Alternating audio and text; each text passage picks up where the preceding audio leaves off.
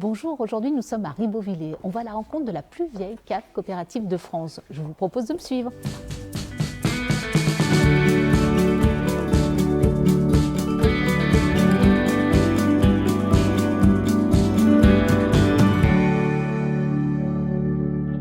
Bonjour Yves. Bonjour Valérie. Merci de nous recevoir à la cave de Ribeauvillé. C'est un grand plaisir. Vous en êtes le président. Oui. C'est la cave viticole la plus vieille de France. Elle a été créée en quelle année? En 1895. Ah oui, ça date pas d'hier. Ah, ça date bien d'hier. Je vous propose d'en parler à l'intérieur, Tout à de fait. son fonctionnement. Bien sûr, on y bien sera sûr. bien. On y va. Alors Yves, maintenant je veux en savoir un peu plus sur le fonctionnement de la cave de Ribeauvillé. Notre spécialité, on n'est que 40 viticulteurs. On est une grande famille, effectivement. C'est beaucoup plus facile pour les spécialités qu'on fait à la cave. Donc 80 références annuellement. Et 8 grands crus quand Et même. 8 grands crus, donc c'est un petit peu quand même de la folie. Mais heureusement, c'est vrai qu'on a une œnologue qui s'y prête et qui aime ça. Ben oui, hein, Elle de adore son talent. métier. Il faut, De talent. il faut vraiment le dire.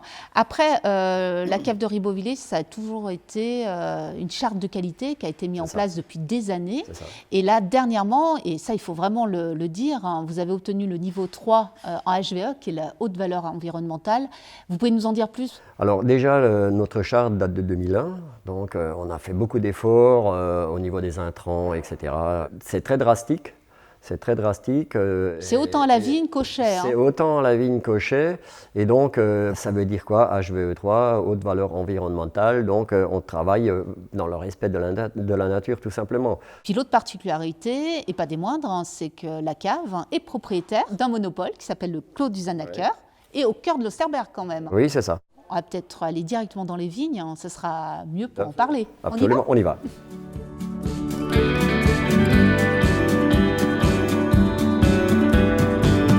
Alors Yves, là on est au cœur du Grand Cru Osterberg, donc l'occasion de parler du fameux Clos du Zanacker. C'est ça. C'est 124 arts Oui. et 3 cépages. 3 cépages.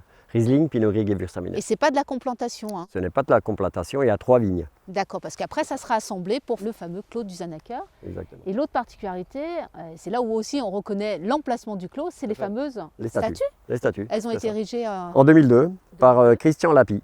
Voilà, donc il nous avait fait un coffret d'artistes et on s'est dit pourquoi pas installer ces statues ici, vu qu'il en avait déjà mis sur les 5 continents.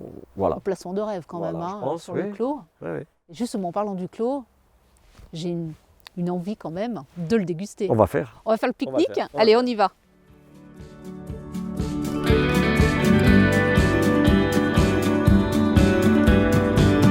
Bon Yves, le moment que j'attendais, hein, on en avait déjà parlé, de déguster ce fameux Clos du Zanacker. Donc là, Oui. on est sur un millésime 2013. C'est ça. Et ce qu'on n'a pas dit, c'est le plus vieux des clos d'Alsace. C'est un clos historique qui date du 8e siècle. 8e siècle, hein, Exactement. quand même. Il hein. appartenait à un moine à l'époque qui s'appelait Martin Zahn, d'où Zahn Acker, tout simplement. Donc vous nous avez servi dans les verres. Bon, on va déjà le sentir. Allez. hein. Premier nez déjà expressif. Alors Oui, oui, racontez-nous ça commence à minéraliser. exactement. Alors, c'est des vins qui minéralisent assez rapidement. Hein. On est sur Oui, de parce que l'argilo-calcaire. c'est jeune, hein, 2013. Oui, on est sur de l'argilo-calcaire. Donc, au bout de 3, 4, 5 ans, vous avez vraiment cette expression minérale qui ressort.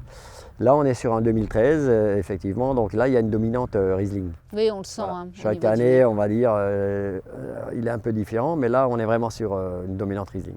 Et Riesling, ensuite plutôt Pinot Gris et un peu de Gewürz. Oui, hein. On est un oui, peu dans c'est cette ça. proportion-là. C'est ça.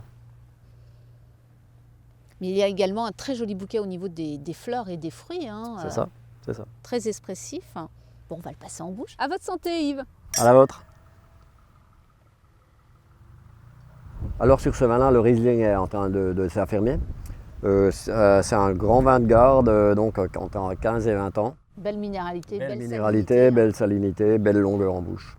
Vous avez même à la cave, à la vinothèque, de très vieux millésimes. hein, On qui descend, prouvent, voilà, on descend jusqu'en effectivement, sa 1955. Ah, effectivement. c'est Donc c'est un vin de gastronomie qui nécessiterait des plats un peu plus élaborés. Bon, aujourd'hui, Yves, on est en pique-nique. Petit kouglof. Il se mariera très bien avec le Kouglof. Bon, bah super. Et nous, je vous dis à vos verres et à jeudi prochain.